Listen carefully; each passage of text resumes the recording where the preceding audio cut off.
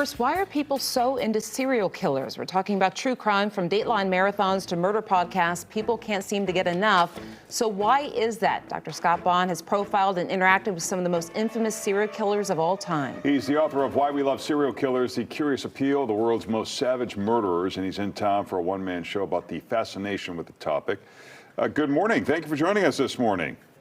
Well, thank you for having me. It's great to be here. Are serial killers somewhat born or made? What is that nature-nurture divide there? Well, that's a great question, and it's a combination of the two. About 80% of all serial killers are either psychopaths or sociopaths, with the majority being psychopaths, and they are a function of nature. They are born with a brain that is simply hardwired differently than the average person, processes information. It has basically no impulse control and incapable of emotions like remorse, shame, guilt, or even fear. Sociopaths are made. They are trained to become predators, often as a result of being tortured and tormented throughout their own youth. And so they become conditioned into it through nurture. So really, it is a combination of the two.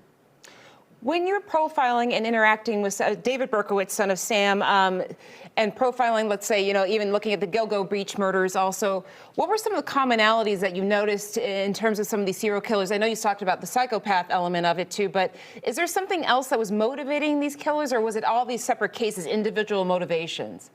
Well, that's a really wonderful question, and it gets at a myth, a popular myth, that serial killers are all the same, that they are all motivated by sex, that they all look the same, and that's absolutely not the case. They range across the board: race, ethnicity, education, IQ, you name it.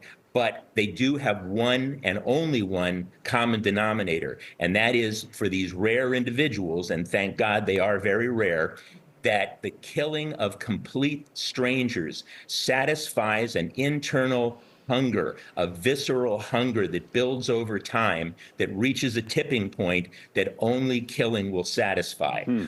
It's like a heroin addiction times 100. They are incapable of controlling it, and it consumes them. But that is the one single common denominator across the board. So into the psychopath category that you described, if it's a damaged brain, what does that mean in terms of how society looks at that and punishes that person?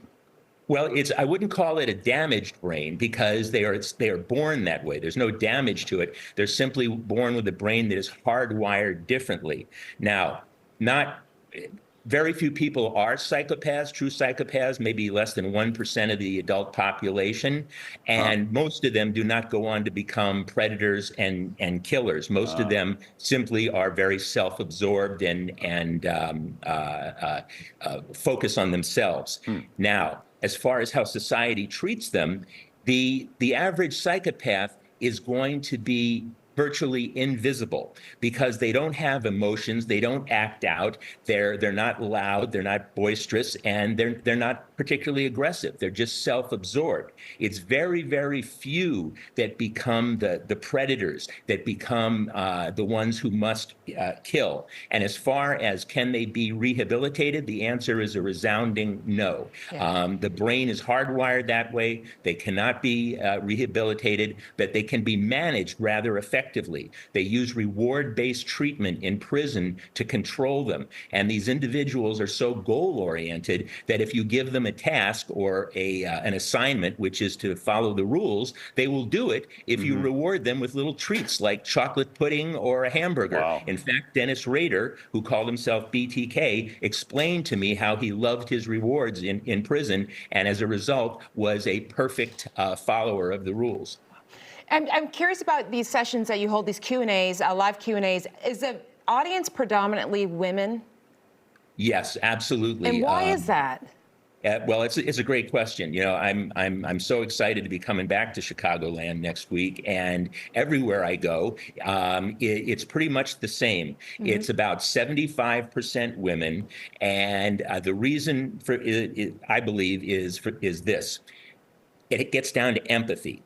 women in particular empathize with the victims, who more often than not in the shows, the 48 Hours, Dateline, 2020, America's Most Wanted, the more often than not, the victims are women, and women identify putting themselves in the shoes of the victim there.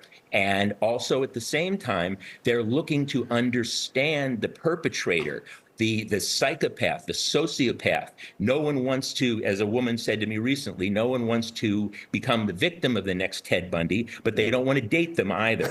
And so they're good point. Yes, exactly. They're looking for red flags. They're looking for information that will help them to identify potential predators and to protect themselves. So I think it's a very powerful and logical reason why women are drawn to this. Very quickly, just to wrap this up, Dr. Bond, in your discussions with these psychopaths and serial killers, is there something you learned that they told you that surprised you? Well, the one that sticks out as just being probably the most heinous of all is what Dennis Rader, BTK, said to me. And that is, he said when he was a strangler, and when he saw the light of life extinguishing in his victim's eyes, he said in that very moment, he knew that he was God.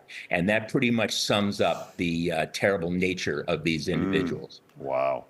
Well, you can catch Serial Killers with Dr. Scott Bond on January 24th at 8 p.m. at the Rialto Square Theater. Thank you, Doctor, for joining us. Thank you. Absolutely. My pleasure.